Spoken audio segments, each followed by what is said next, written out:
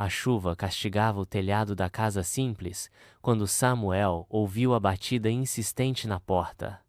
Do lado de fora, uma jovem tremia de frio, encharcada e assustada. Ele hesitou por um segundo, desconfiado por natureza, mas algo na expressão dela o fez recuar. Deixou-a entrar, ofereceu uma toalha e um pouco de sopa quente. Ela não disse seu nome, apenas agradeceu com a voz embargada. Dentro da casa, o pequeno Mateus, filho de Samuel, olhava curioso para a moça. "Você é uma princesa da chuva?" perguntou inocente. Ela riu com os olhos marejados, e aquilo tocou Samuel mais do que gostaria de admitir. A presença dela quebrava o silêncio dolorido que imperava ali desde a morte da esposa. Pela primeira vez em meses, o ambiente pareceu vivo. A garota, apesar do aspecto perdido, tinha maneiras educadas, falava com clareza e articulava com uma gentileza incomum. Samuel notou detalhes: unhas bem cuidadas, postura refinada, vocabulário incomum para quem dizia estar sem rumo. Ainda assim, não a questionou. Sabia que o silêncio também podia ser uma forma de pedir ajuda. Enquanto preparava um colchão na sala, Samuel se perguntou de onde ela vinha, o que teria vivido. Não era incomum viajantes ou andarilhos passarem por ali, mas ela era diferente. Havia dor em seus olhos, mas também uma força silenciosa. Ele não sabia ainda, mas aquela noite marcaria o início de uma virada em sua vida. Mateus insistiu para que ela lesse uma história antes de dormir. Com voz doce, ela contou sobre castelos e florestas encantadas, como se tivesse crescido em meio a contos de fadas. Samuel observava em silêncio, dividido entre a curiosidade e uma estranha sensação de paz. Era como se aquela presença inexplicável preenchesse algo que ele nem sabia estar vazio. Na madrugada, Samuel acordou e a viu sentada na varanda, olhando para o nada. A lua iluminava o rosto da jovem, que chorava em silêncio. Ele não disse nada. Apenas voltou para a cama, sentindo que havia muito mais naquela garota do que ela deixava transparecer. E que talvez ele estivesse prestes a descobrir algo que mudaria tudo. Na manhã seguinte, a casa estava mais silenciosa do que de costume. Samuel encontrou a moça já de pé, lavando as louças do café que ela mesma preparara. O aroma suave de pão aquecido e café recém-passado se espalhava pela cozinha. Ela sorriu de leve quando ele entrou, mas seus olhos ainda carregavam sombras. "Bom dia", disse, como se tentasse disfarçar o peso no peito. Mateus se afeiçoou rapidamente à nova companhia. Puxava pela mão, mostrava desenhos e pedia que ficasse perto. Samuel observava tudo à distância, ainda dividido. Aquela mulher não era comum, e não parecia ter vindo de um lugar qualquer. Mas ele também sabia reconhecer bondade quando via, e por mais estranho que fosse, confiava nela. Durante a tarde, ela ajudou a varrer o quintal, recolher lenha e costurar um botão da camisa de Samuel. As mãos delicadas, acostumadas ao luxo, agora executavam tarefas simples com dedicação.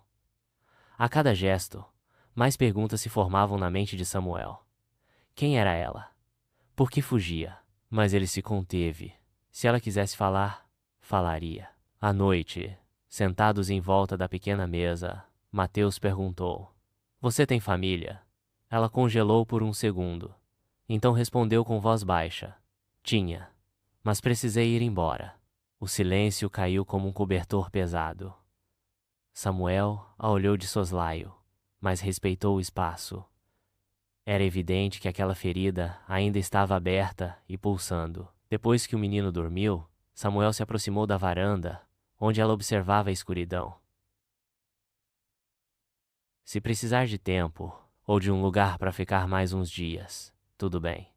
Ela assentiu, com um leve sorriso. "Obrigada. Eu só preciso respirar um pouco." A noite envolveu os dois com sua calma e sua distância. Dois desconhecidos, unidos por cicatrizes invisíveis. Naquela noite, Samuel sonhou com o passado. Viu o rosto de Ernesto Vasconcelos, o empresário que tomara tudo dele anos atrás. A voz fria do magnata ainda ecoava. Negócios são negócios, Sr. Vieira. Ele acordou suando frio. Não sabia que a resposta para tantas feridas estava dormindo do outro lado da casa, e que seu destino acabara de se cruzar com o improvável. Os dias se passaram com uma calma incomum, quase silenciosa. A presença da jovem tornou-se parte da rotina. Ajudava nos afazeres, ria com Mateus, dividia o jantar com Samuel. Mas sempre que pensava estar à vontade, um olhar distante entregava que sua mente ainda vagava por caminhos sombrios. Ela não falava do passado, e ele respeitava, mas começava a se inquietar. Samuel, porém, não era ingênuo. A forma como ela segurava a xícara de chá, o modo como falava sobre livros e mencionava lugares que só quem viajou muito conheceria.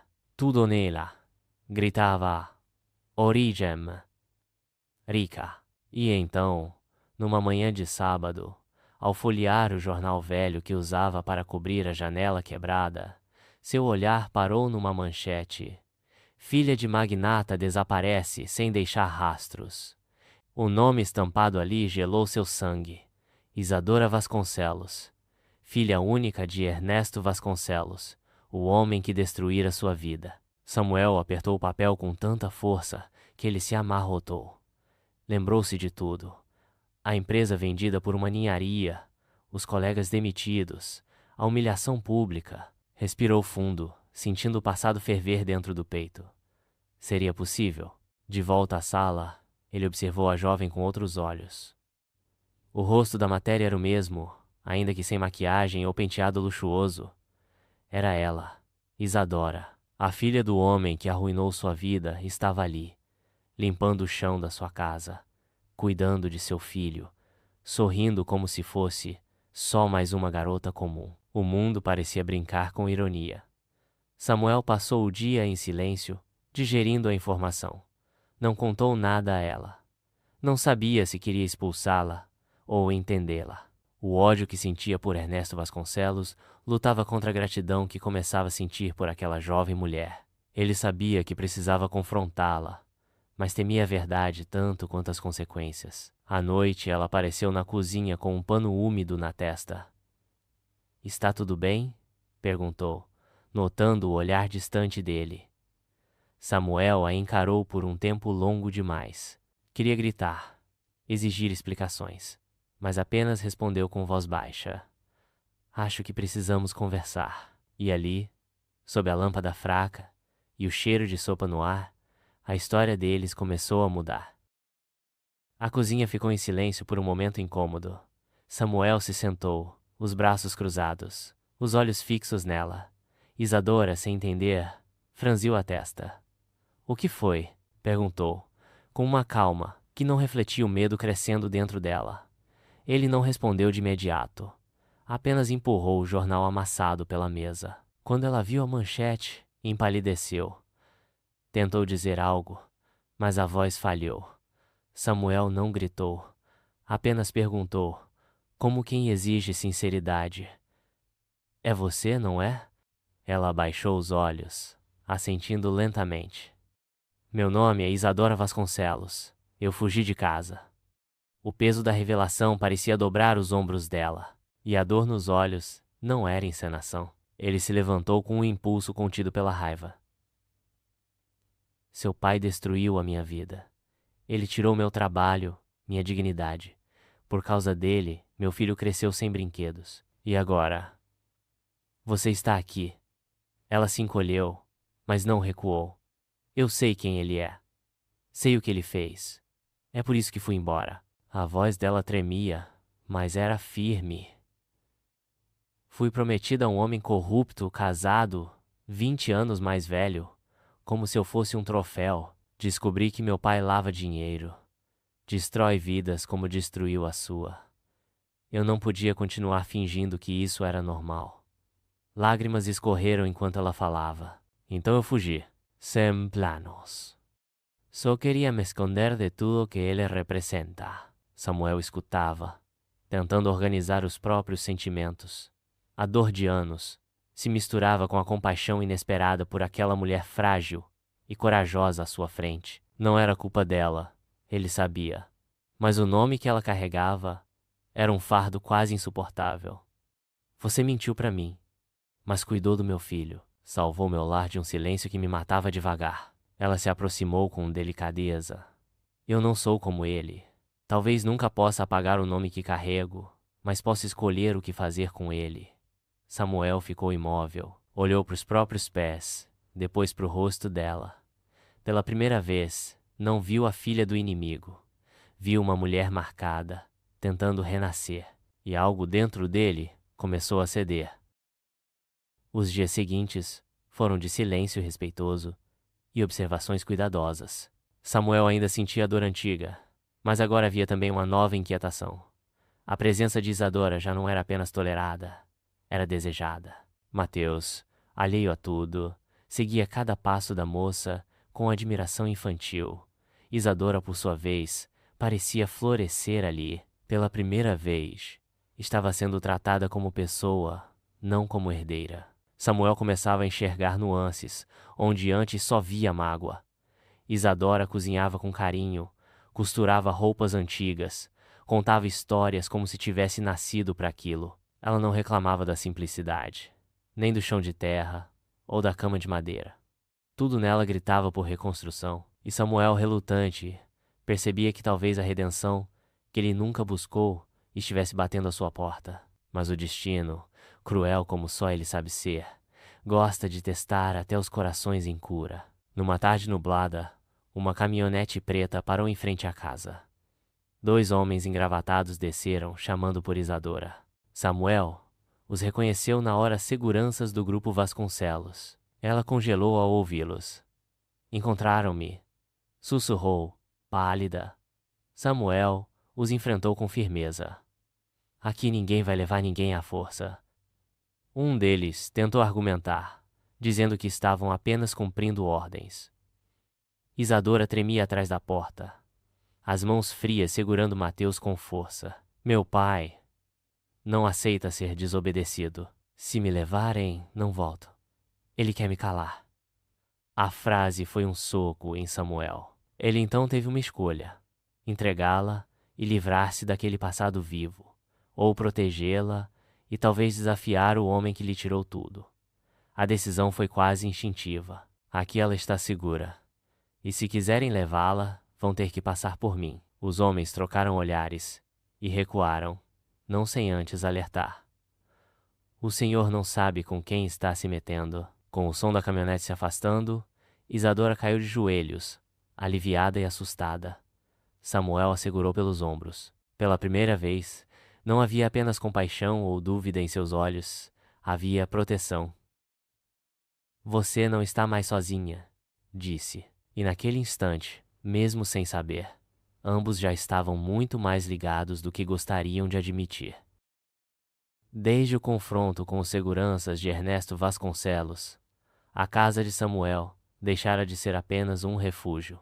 Tornara-se resistência, trincheira, abrigo real. Isadora já não se escondia entre os cômodos, ocupava-os. Vestia-se com roupas simples que a vizinha costureira doava, ria alto das travessuras de Mateus e conversava com Samuel com uma franqueza que começava a se infiltrar em seus silêncios. Ele, por sua vez, deixava-se tocar por aquela presença gentil, ainda que a velha dor insistisse em lembrar-lhe de quem ela era filha. Mas mesmo a lembrança mais amarga se enfraquece diante de uma presença viva que escolhe ser diferente todos os dias. Nas noites frias, sentavam-se os 3 juntos na varanda, envoltos em cobertas gastas e risos renovados. Isadora contava histórias inventadas, onde meninas fugiam de castelos opressores e encontravam liberdade entre árvores e fogueiras acesas. Mateus acreditava em cada palavra,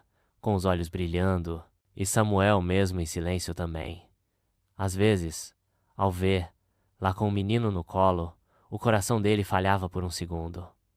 Não era amor ainda, mas era o início de algo que nem a mágoa sabia nomear. A dor já não era tão aguda. O nome Vasconcelos começava a se desfazer na boca dele como areia levada pelo tempo.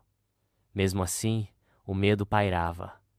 Não falavam dos homens de terno nem de possíveis represálias, mas sabiam. Isadora trancava as portas antes de dormir, mesmo que ali ninguém fizesse isso.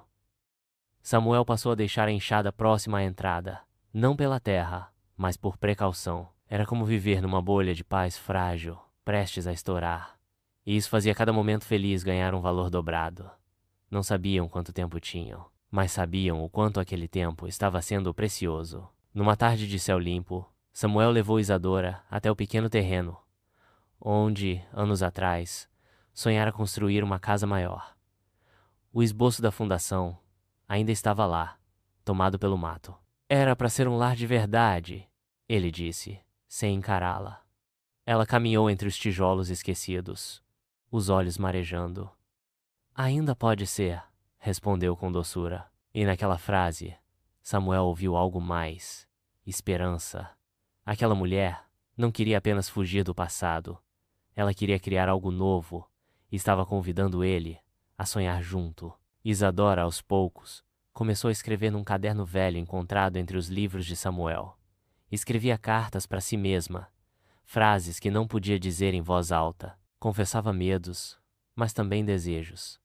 Em uma delas, que deixou aberta sem perceber, Samuel leu: nunca pensei em amar de novo, mas esse silêncio dele me escuta de um jeito que ninguém mais escutou. Ele fechou o caderno sem fazer barulho, o coração disparado. Não sabia se estava pronto para o que aquilo significava, mas sabia que não queria que ela fosse embora. Naquela noite, sob um céu sem nuvens, Isadora sentou-se na varanda enquanto Samuel limpava a espingarda velha que nunca mais usara. Você acredita em recomeço, Samuel? Ela perguntou. Ele parou por um instante. Acho que a vida é feita só disso. O problema é que a gente demora a aceitar. Ela sorriu, e aquele sorriso dizia tudo. Pela primeira vez em muito tempo, ambos sentiam que, apesar de tudo da dor, do passado e do perigo, estavam exatamente onde deveriam estar. Na manhã seguinte, Samuel acordou mais cedo que de costume. Havia algo inquietando seu peito desde a leitura involuntária da carta de Isadora. As palavras dela haviam se cravado fundo demais. Por muito tempo, vivera como um homem em suspensão, movido apenas pela necessidade de sustentar Mateus, de manter a casa de pé, de sobreviver. Mas agora, pela primeira vez em anos, alguém via nele mais do que um homem derrotado. Alguém acreditava que ele ainda podia ser escolha, e não apenas consequência. Isadora acordou com o cheiro de café fresco e pão assando. Ao descer, encontrou a mesa posta com um cuidado que não via desde a infância. Samuel não disse nada, apenas serviu o café e olhou para ela com olhos firmes. Hoje vamos ao mercado da vila. Você precisa de roupas novas. Ela sorriu, surpresa e grata. Sabia que ele não tinha muito, e aquele gesto, por mais simples que fosse, significava muito. Era como se ele estivesse, silenciosamente, aceitando sua presença ali. Mais do que isso, cuidando dela. A ida ao mercado foi discreta. Samuel sabia onde não deviam ser vistos. Compraram com pressa, olhos atentos ao redor. Isadora escolheu peças modestas, confortáveis. Mas foi ao passar por uma banca de livros usados que seus olhos brilharam. Pegou um volume antigo de poesias e segurou contra o peito. Samuel, sem dizer nada, comprou o livro para ela. Quando voltaram para casa, Mateus os esperava no portão, os braços abertos. Mamãe! Ele gritou sem pensar. Isadora parou, surpresa. Samuel congelou. O menino não sabia o peso daquela palavra, mas ela sentiu cada sílaba como um golpe de ternura. Naquela noite, sentados à mesa, Samuel finalmente tocou no assunto que evitava desde o início. Se eles voltarem, você sabe que não vão desistir fácil. Isadora assentiu. Meu pai é obcecado por controle. Ele não aceita ser contrariado, muito menos em público. Samuel respirou fundo, apoiando os cotovelos na mesa. Você tem uma escolha, Isadora. Podemos arrumar uma nova fuga. Levo você até uma cidade distante, sumimos de vez. Ou você fica. E enfrentamos juntos. O silêncio que se seguiu era cheio de significados não ditos. Isadora se levantou, caminhou até a janela e olhou para o céu escuro. Fugir me trouxe até aqui, mas não quero mais viver fugindo. Estou cansada de me esconder, de fingir que não existo. Ela se virou, os olhos marejados. Você foi o primeiro a me enxergar sem querer nada em troca. Se for para lutar, que seja por essa paz que encontrei aqui. Por você, por Mateus. Eu escolho ficar. As palavras dela caíram como pedra no peito de Samuel, dissolvendo os últimos restos de resistência. Ele não disse nada. Apenas se levantou e a abraçou. O abraço foi longo, silencioso e necessário. Duas dores se encontrando, duas solidões se reconhecendo. Eles sabiam que o preço por aquela escolha poderia ser alto, mas naquele momento havia mais força no que construíram juntos do que no medo do que viria. Samuel apertou Isadora com firmeza. Então que venham, não vamos recuar.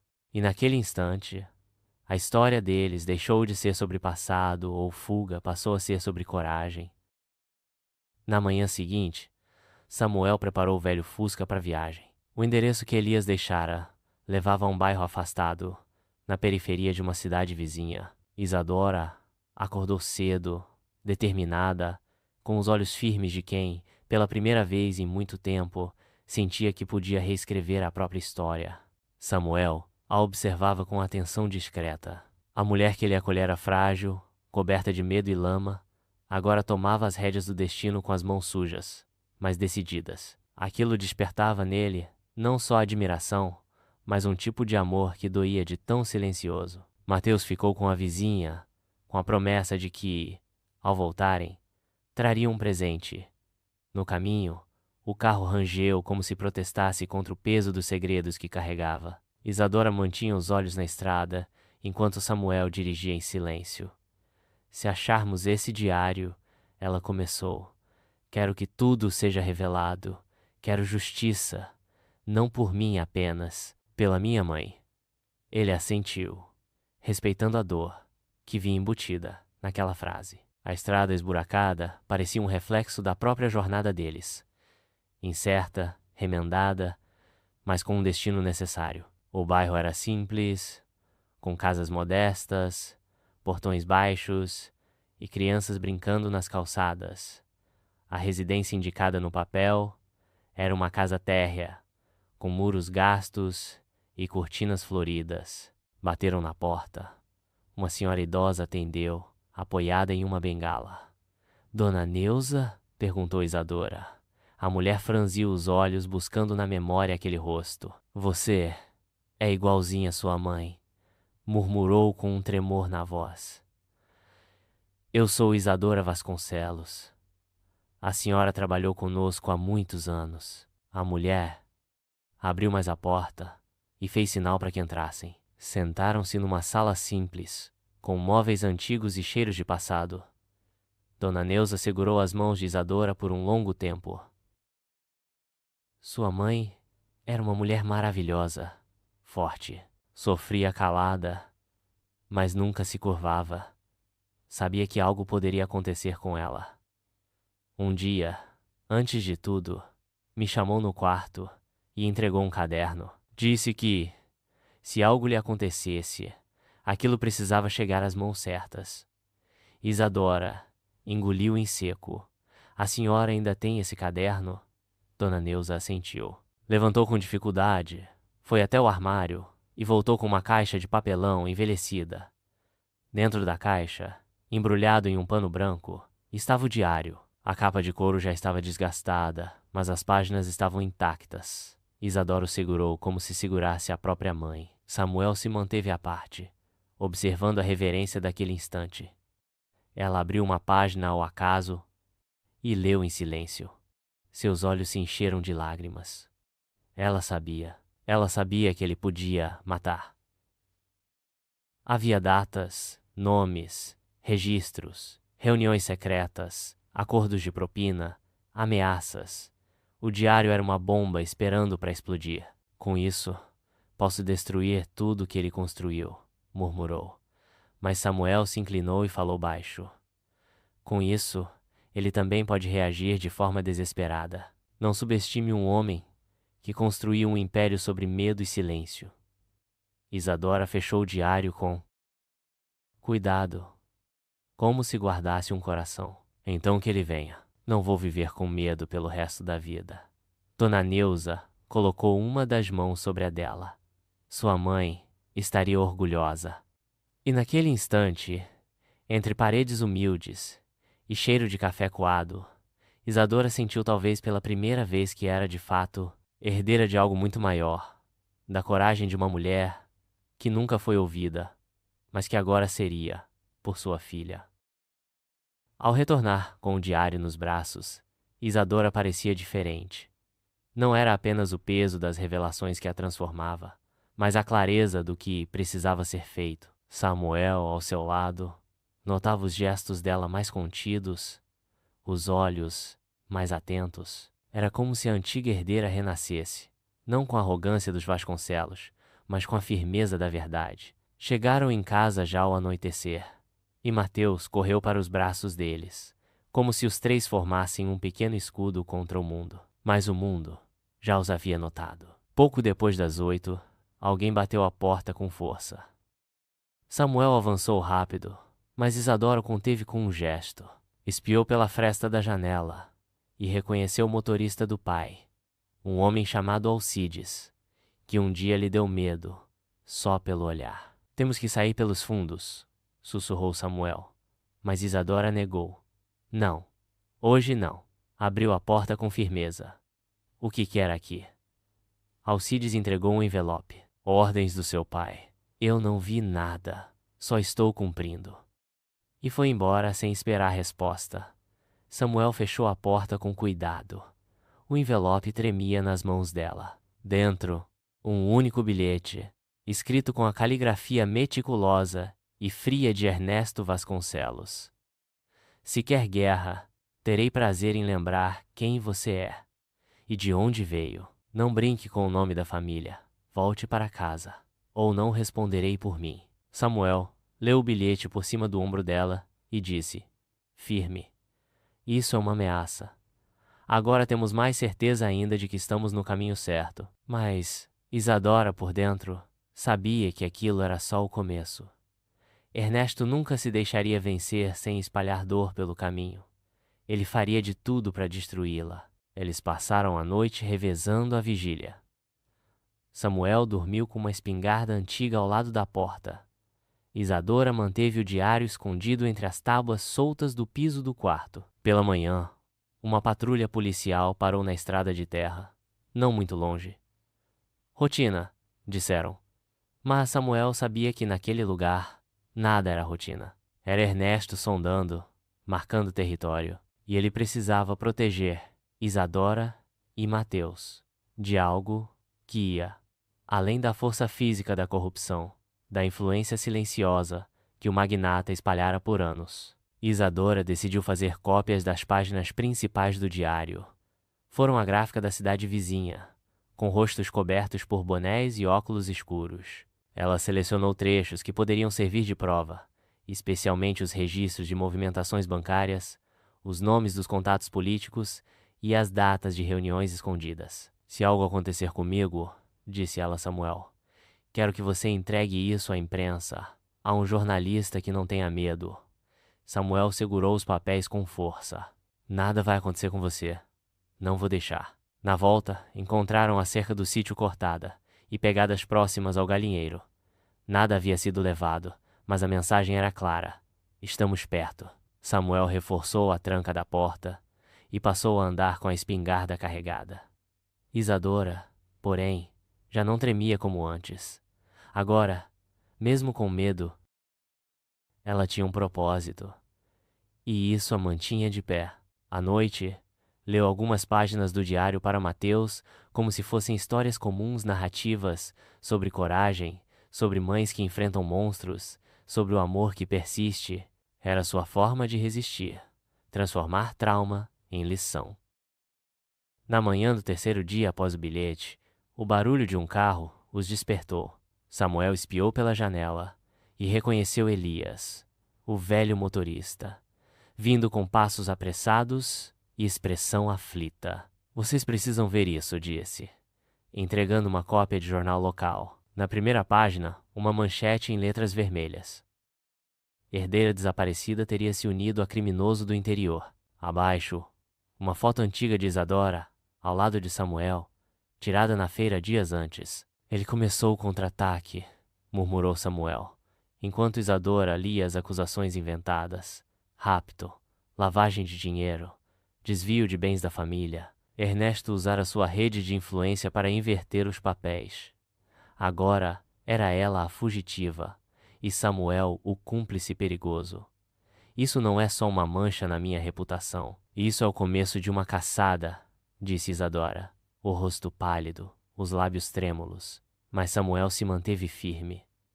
Ele está atacando porque está com medo, porque sabe que você tem a verdade. Mesmo assim, eles precisavam agir. Elias sugeriu buscar um jornalista chamado Maurício Rezende, conhecido por enfrentar grandes famílias e escândalos políticos. Ele não se vende, garantiu. No entanto, para alcançá-lo, teriam que ir até a capital, uma viagem arriscada, onde cada esquina podia esconder um espião de Ernesto. Samuel relutava, mas Isadora estava decidida. Essa é a nossa chance. Ou entregamos a verdade agora, ou ela morre comigo. Ao anoitecer, Samuel escondeu os documentos em um compartimento secreto no porta-malas. Isadora beijou Mateus no rosto e sussurrou: "Mamãe vai fazer o mundo ouvir nossa história." Ele a olhou sem entender, mas apertou sua mão. Samuel colocou a espingarda sob o banco. "Vamos." Enquanto o carro se afastava pela estrada de terra, um homem escondido atrás das árvores anotava a placa e falava ao telefone. "Eles estão indo, tudo conforme o esperado." Do outro lado da linha, Ernesto sorriu pela primeira vez em dias. "Então vamos receber-los como merecem." E assim, sem saber, Samuel e Isadora rumavam direto para o olho do furacão, levando consigo não apenas provas, mas uma chama que, se acesa no lugar certo, poderia incinerar décadas de silêncio e corrupção. A capital os recebeu com céu nublado e ruas apressadas. Samuel mantinha os olhos atentos ao retrovisor, enquanto Isadora segurava um envelope com as cópias do diário junto ao peito. Havia tensão em cada farol fechado, em cada moto que se aproximava demais. Encontraram o jornalista Maurício Rezende em um café discreto no centro antigo. Ele os reconheceu de imediato, mas manteve a compostura. "Se tudo que disseram por telefone for verdade, vocês não estão apenas em risco.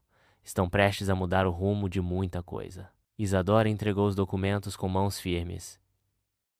"Minha mãe morreu com medo. Eu não vou repetir o ciclo." Maurício folheou as páginas, olhos arregalando-se à medida que os registros se confirmavam. Movimentações ilegais, nomes de políticos, propinas, contratos fantasmas. Isso aqui pode derrubar meia cúpula do Estado. Samuel ficou calado, apenas observando. O jornalista prometeu agir rápido, mas com estratégia. Montar uma matéria completa, cruzar fontes, publicar de forma inquestionável. Vamos com tudo, mas do jeito certo. Naquela noite, ficaram escondidos em um hotel modesto, sob outro nome. Do lado de fora, o mundo parecia dormir, mas Isadora sabia que a tempestade estava apenas começando. Ao amanhecer, a matéria estampava a capa do maior jornal investigativo do país. Vasconcelos, o Império do Silêncio desmorona. Fotos, provas, trechos do diário. A notícia explodiu. Em poucas horas, a Polícia Federal cercava os escritórios da família. Políticos tentavam se desvincular. Ernesto sumiu. Sem nota oficial, sem coletiva. Seu nome, enfim, era exposto não como herói, mas como o vilão que sempre foi. Dias depois, Isadora e Samuel voltaram ao sítio. O silêncio ali era outro, não o do medo, mas o da paz. Mateus correu até o portão, sorrindo, os braços abertos. "Vocês voltaram." E naquele abraço, os dois souberam que tudo tinha valido a pena. A justiça não trouxe a mãe de Isadora de volta, nem apagou os anos de sofrimento. Mas trouxe algo que nem todo o dinheiro compra: verdade, dignidade e a chance de recomeçar. Samuel construiu um novo galinheiro. Isadora plantou flores no quintal. E, toda noite, ao contar histórias para Mateus, falava de coragem a deles e a de quem ousa enfrentar o impossível.